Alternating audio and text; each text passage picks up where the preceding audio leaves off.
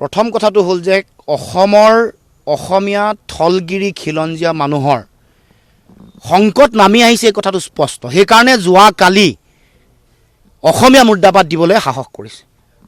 ক'ত সাহস পালে, কেনেকৈ সাহস পালে? চৰকাৰ এখন থকাৰ পাছত আৰু আজিলৈকে কৰায়ত্ব কৰিব পৰা নাই। এইটো কেনেকুৱা ধৰণৰ কথা? আৰু এগৰাকী মানুহক গুৱাহাটী মহানগৰত দিনতে বগৰাই আক্ৰমণ কৰা হৈছে, অত্যাচাৰ মাৰপিট কৰা হৈছে। সাংবাদিকসকলক, এগৰাকী সাংবাদিকক যিসকল সাংবাদিকে সত্য অনুসন্ধান কৰিবলৈ যাওঁতে, বাতৰি পৰিৱেশন কৰিবলৈ যাওঁতে তাত কোনো নাচায় তেওঁ কোন ধৰ্ম, কোন জাতি জনগোষ্ঠী, অপৰাধটো চায়, কি ঘটনা চলি আছে সেইটো চায়। তেনেকুৱা এগৰাকী মানুহক যে আক্ৰমণ কৰাৰ যিটো পৰিৱেশ গঢ় লৈ উঠিছে, আৰু অসমৰ মানুহক, অসমৰ থলগিৰি খিলঞ্জীয়া ভূমিপুত্ৰক আক্ৰমণৰ ঘটনা এইটো প্ৰথম নহয়। অসমীয়া মুৰ্দাবাদ দিয়া ঘটনা এইটো প্ৰথম নহয়। এই বাৰে বাৰে ঘটি থকা ঘটনাটো কি কাৰণে হৈছে, কাৰ কাৰণে হৈছে, আৰু অসমৰ মানুহক, আমাৰ খিলঞ্জীয়া মানুহক আজিলৈকে নিৰাপত্তা কিয় দিব পৰা নাই, এই প্ৰশ্ন কৰিব খুজিছোঁ। গতিকে মুখ্যমন্ত্ৰী ডাঙৰীয়াক ক'ব খুজিছোঁ যে অসমৰ ভূমিপুত্ৰ থলুৱা খিলঞ্জীয়া মানুহে নিজৰ অধিকাৰ, প্ৰাপ্য অধিকাৰ নিজৰ মাটিত পাব লাগিব। এইটো শ্লোগান হ'ব নোৱাৰে।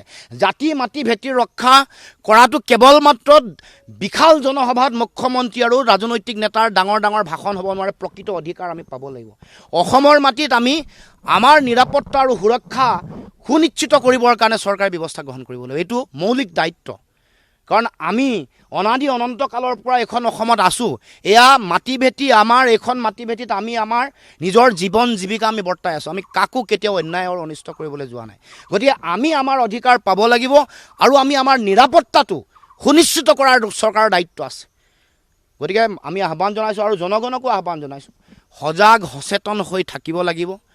এনেকুৱা ধৰণৰ যিবোৰ আমাৰ ওপৰত আক্ৰমণ চলি আছে, যিবোৰ সমাজৰ বিৰোধী কাম কাজ চলি আছে, এইবোৰক নিয়ন্ত্ৰণ কৰিবৰ কাৰণে, এইবোৰক নিশেষ কৰিবৰ কাৰণে, পুলিয়ে পোখাই উৎখাত কৰিবৰ কাৰণে অসমৰ জনগণেও ঐক্যবদ্ধভাৱে যুঁজ দিব লাগিব। এইটো আমাৰ এটা সামূহিক এটা দায়িত্ব, জাতীয় দায়িত্ব বুলি আমি অনুভৱ কৰোঁ।